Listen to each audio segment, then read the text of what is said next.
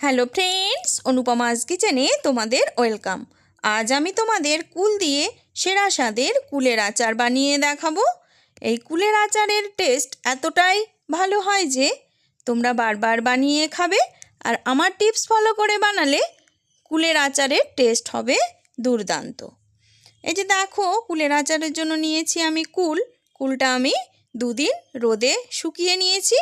আমার রেসিপিটি যদি তোমাদের ভালো লাগে আমার চ্যানেলটিকে অবশ্যই সাবস্ক্রাইব করে দিও আর লাইক অবশ্যই করো। এরপর একটা মশলা বানাবো, তার জন্য কড়াইতে দিয়ে দিলাম শুকনো লঙ্কা। শুকনো লঙ্কা ভেজে তুলে নেব। লঙ্কা ভাজা আমার হয়ে গেছে, এরপর তুলে নেব। এরপর ভাজবো 5 ফোড়ন। 5 ফোড়ন দিয়ে ভালো করে ভেজে তুলে নেব। 5 ফোড়নের সঙ্গে আমি একটু গোটা জিরে অ্যাড করেছি। গোটা জিরে দিলে কুলের আচারের টেস্টটা হয় খুব ভালো, তাই তোমরা একটুখানি গোটা জিরে এখানে অ্যাড করে দিও। 5 ফোড়ন ভাজা আমার হয়ে গেছে, তুলে নিলাম।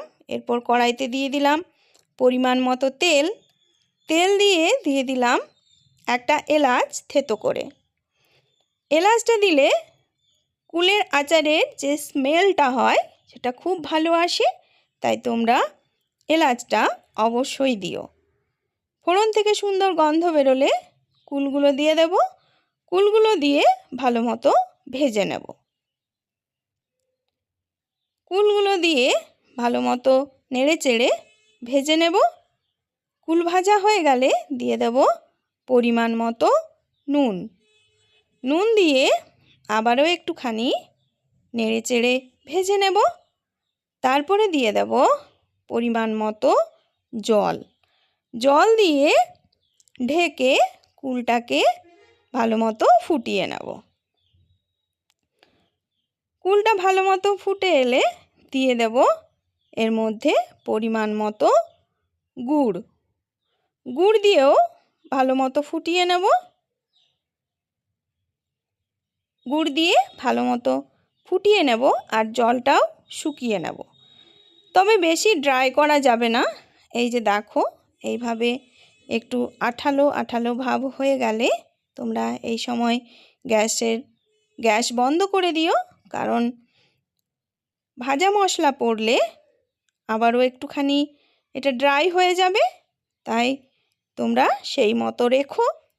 এই যে দিয়ে দিলাম 5 ফোড়ন, জিরে, শুকনো লঙ্কা একসঙ্গে গুঁড়ো করে মশলাটা দিয়ে ভালো করে মিক্সড করেই নামিয়ে নিলাম।